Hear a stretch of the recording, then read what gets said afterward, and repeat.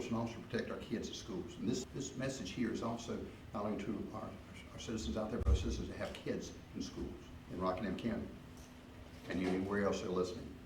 School resource officers. People say, what's an SRO? I'll tell you, I'm a former school resource officer, so I do know the importance. School resource officers are sworn law enforcement officers assigned specifically to work within our schools. Their presence aims to deter criminal activity and provide a visible sense of safety. However, their role goes far beyond simple security patrols. Crisis response. They're involved in crisis response. They're trained to respond to emergencies, including threats, violence, or natural disasters. They're involved in prevention and deterrence. They're looking to try to prevent crime and criminality before it gets to our schools. Building relationship with the school staff, principals, school superintendent, parents, and our kids. Because if kids trust you, you can have a safe school. That's your first line of defense, is building that trust with our kids. Emergency preparedness. They're involved in drills and training every year. Threat assessment is a regular communications within our school resources across Rockingham County. Crisis intervention. And we work with our school counselors when issues arise where we need to help students that may be in crisis. We're involved in access control and physical security. Security assessments are conducted. Surveillance, use of technology around our schools. We're always looking for areas where there are vulnerabilities, and we want to make sure that we shore those up and cut out those gaps. Traffic and perimeter control. Now, I know school's only been in about 3 weeks in the Piedmont area, and we're trying to get through the traffic issue and stuff like that, but it'll smooth out. But we always believe in making sure that kids get to school safely also, watching out for those buses, watching out for our kids. Education and prevention programs, anti-bullying programs.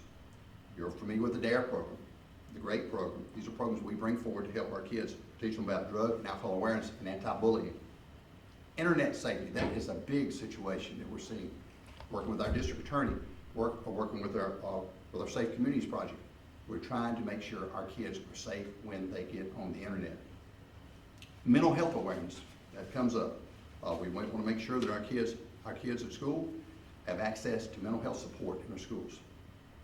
Collaboration, very big. School safety committee. We have a school safety committee made up of all the school resource officers, the chiefs, myself, the sheriff, and other persons that tie in with our school safety committee, and we meet regularly. Regular briefings about any potential threats or concerns that we may have at our schools. Family engagement. Of course, there's communication with family. There's a Say Something app where anybody, family or anybody, has a concern or safety concern, they can go on there and communicate directly to the schools and let them know what's going on. It's called Say Something. Specialized units in technology. We work with our federal and state partners. When there's a threat or perceived threat, we work with our local, state, and federal partners to try to get to the root of where that problem is.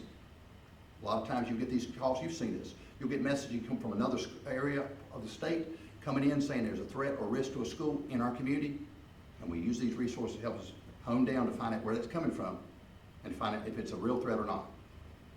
But we take all threats serious. Respecting student rights and building trust. As I said, the goal is to create a supportive atmosphere, one where students feel safe turning to officers for help rather than because we want our officers to work with our kids, interact with our kids, and be trusted by our children. The evolving role of law enforcement in schools. As communities and schools change, so do the approaches to safety. There's ongoing evaluation and discussion about the appropriate balance between enforcement and education. Because we're there as a law enforcement presence, but we're also there as a resource, as a school resource officer to help our students and staff. In conclusion, protecting children in our school is a community responsibility. I've expressed community responsibility, working with our families, working with our parents, and law enforcement plays a critical part in that shared mission through proactive presence, preparedness, education, and a partnership. Officers working every day to ensure schools remain places of learning, growth, and hope. By adapting to new challenges and collaborating with students, educators, and families, law enforcement helps secure a brighter, safer future for all. Now, the reason why I bring this up to you about the school resource officers, because I don't think we talk about them enough. For many years, I've advocated for resource officers, funding resource officers in our schools across Rockingham County. I think there ought to be a school resource officer in every school in Rockingham County and funding across North Carolina. Our kids are our future of this country and our state. We've got to make sure that we do our part to protect them and give them a chance to have a great education and go on and do something good in the future. And we support them 100%. I appreciate Dr. Stover, our school superintendent, our principals at McMichael and assistant principals at McMichael for helping us yesterday. I appreciate the parents who picked up the phone and said, Sheriff, I got a concern. They called me direct and said, Sheriff, I got a concern. This is going on. And we responded.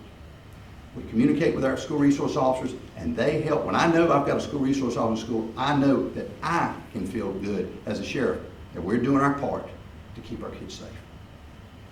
This young lady right here, she committed a crime, a serious crime. And this day and time, and I told you, these school shootings around the country and other violence, we will not tolerate that in Rockingham County. And we'll do everything we can to use every resource we have available to protect our schools, protect our kids. Now I'll take some questions. You mentioned the school shootings in other parts of the country that we've seen this week, and a lot of violence throughout this school year especially. Can you talk a little bit about how maybe this catch yesterday really ensured that there wasn't a further issue in Rockingham County Schools? I think what it did yesterday, by being able to arrest this person for communicating threats in the presence of one of our schools and on school property, it let the parents know that we are working together as a team. Parents, teachers, principals, students, law enforcement, together to keep our schools safe. And yeah, I think we have safe schools. I'm in and out of schools pretty regularly. I eat a few lunches every now and then. But I can tell you this, is I feel good knowing that we have those officers. They're the first line of defense to protect our kids. But now, building that relationship and trust with our kids, because they're like an alarm system. They'll hear it a long time before adults hear it. That's why we've got to have the trust where they will come to us and tell us. But I believe our schools are safe, and I believe we work hard, and we work with all our other law enforcement partners and chiefs of police in the county, and work with our school system and our superintendent to ensure that. But I will say this, we need to maintain and continue funding our school resource officers in our schools and every school across the state. You also mentioned the fact that, you know, the community really helped tip off this situation. Yes, ma'am. But is there also an effort to monitor what's happening online? Absolute. Good question.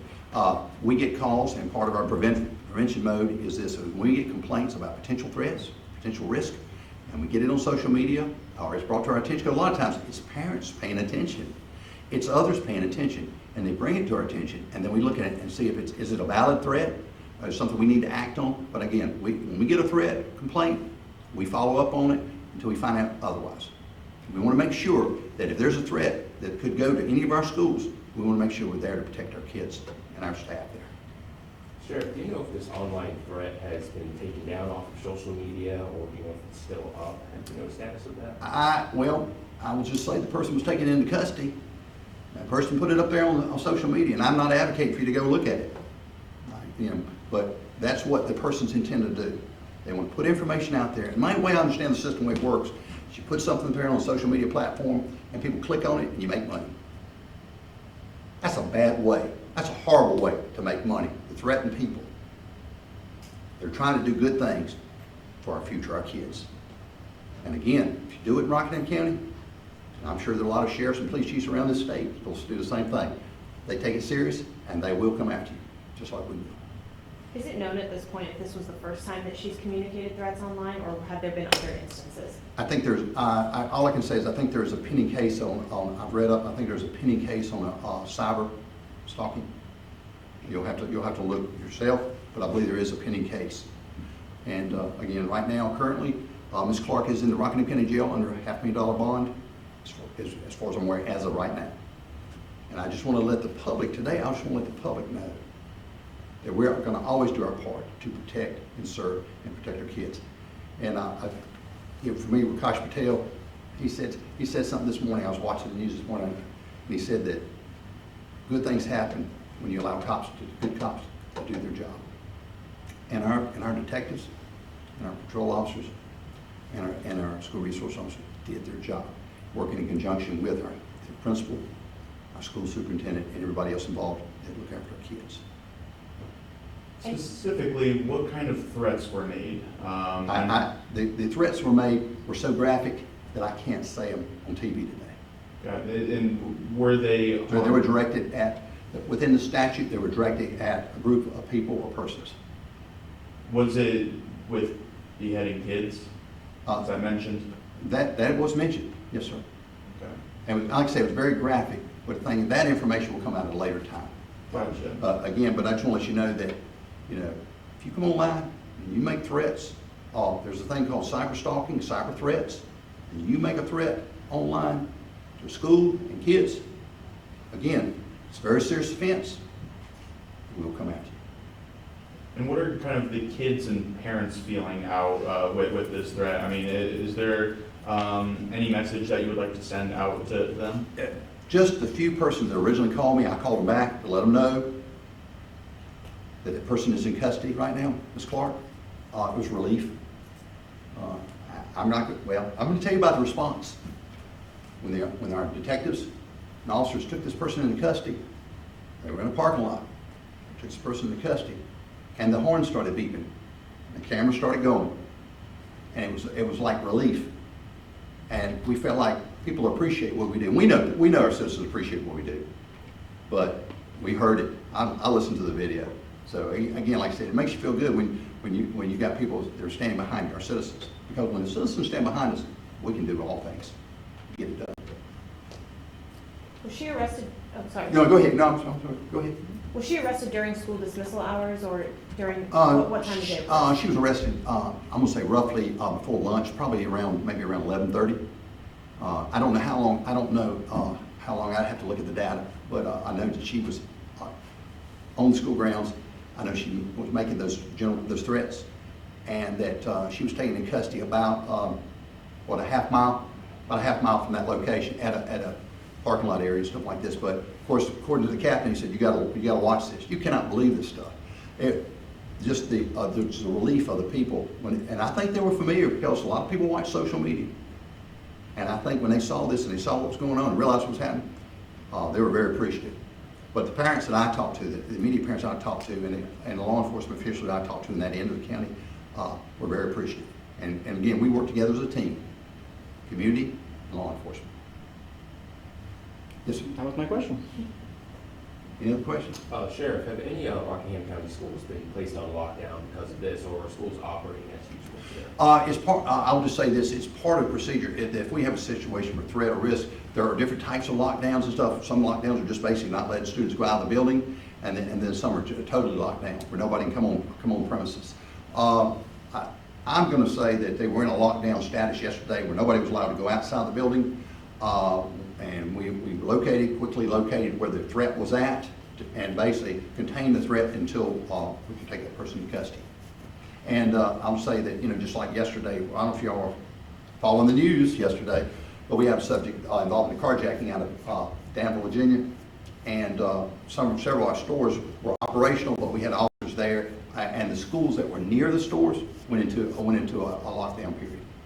And then once we had the person in custody, the schools were notified, but those were during school hours. And that's a procedure. That's what we do. That's one of our safety procedures, is securing kids inside the school so bad guys and bad persons can't get to them during these lockdowns. And what could be done to prevent this? It's obviously that it's a situation that needs to be dealt with, but in terms of preventing it in the future of cyber bullying and all of that, what would you do? The internet is a good tool. It's a good source of information. You can't believe everything you see on the internet, right? You can't believe everything you see on social media. The best advice is this, is be aware when your children are on the internet, be aware of what they're doing, pay attention on their phones, okay? Because you can be accessed by phones too. The best thing to do is just be aware, and when you see something that appears to be a potential concern, threat, risk, particularly in schools and our kids, to tell somebody. If you see something, y'all heard this before, if you see something, say something. Let somebody know. Contact your school officials, contact law enforcement. Don't be nervous to contact the 911 center. You're not going to get in trouble telling us you've heard of a threat or risk. And they'll get in touch with the law enforcement agency in that district to follow up on it. But the best thing I do is say this, is just be careful when you're on the internet. But if you see something about a threat or risk to somebody or some people, or even not at a school, so risk, let somebody know. There's so many people. I could ask you to raise your hands, and every one of you guys, you know, you're on the internet regularly, and I am too. And I scan and I look and we read and we pay attention. But if you see a threat or risk, we're talking about schools today, that directly affects a school in your area or a school, even if it's in your area, let somebody know so we can get on it and get to the bottom of it and find out what's going on. Is there really a risk? Is there really a threat in our community? The quicker we get the information, we can intervene. Okay, and remember, we have local, state, and federal support and partnerships. Prevention's the cure, but to prevent you, to intervene, you gotta know. Yes. Anybody else? All right, like I said, did you have any question? Sure. Just in response to the assassination we saw this week in Utah. Of You're talking about Charlie Kirk. Yeah, could you provide some comment on how you're feeling about that situation as well? Kirk, I believe that everybody has a right to be heard. First Amendment, very well protected. Everybody has a right to be heard. But just because we can't agree doesn't mean to resort to violence. It's never a reason to resort to violence. I say a prayer for Charlie Kirk and his family.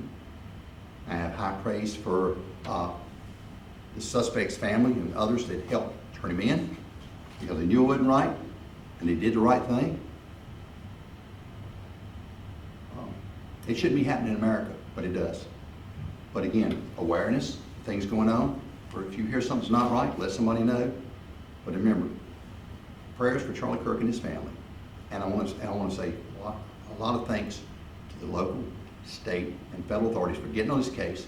The U.S. Attorney, everybody working together, from the President down, to get this person into custody.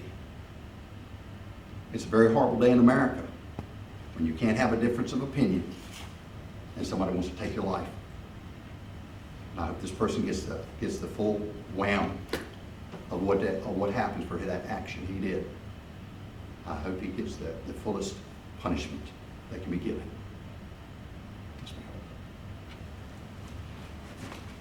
Thank you. Captain will have these copies here with photos for you.